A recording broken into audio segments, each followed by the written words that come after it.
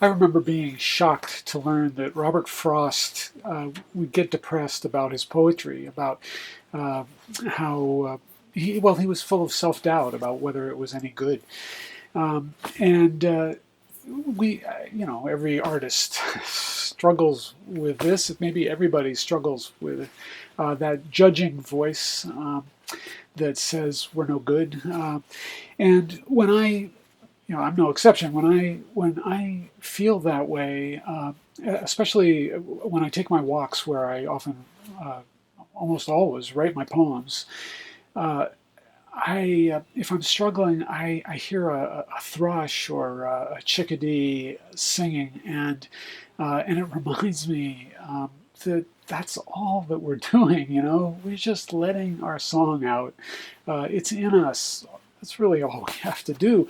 But we have to do it. It's really important that we do, especially in this era when we need this to hear what the Spirit is saying and singing within sensitive people who are living in this world that needs to find a new way.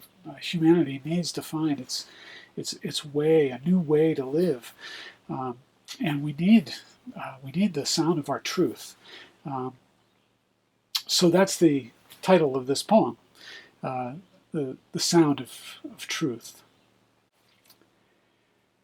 Rose-breasted grosbeak whistles out its trill and shines a scarlet sign against blue sky, high in the leafing beech. It stands me still, despite onslaught of eager dog, mayfly, and never stopping thoughts.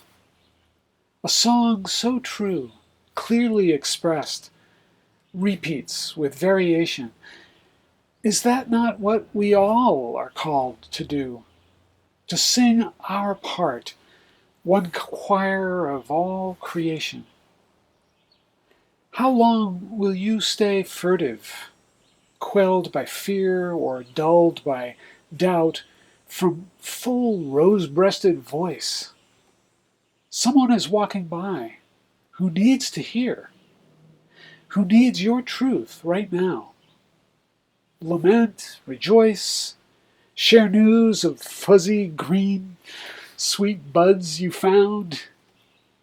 My day was saved by one such honest sound.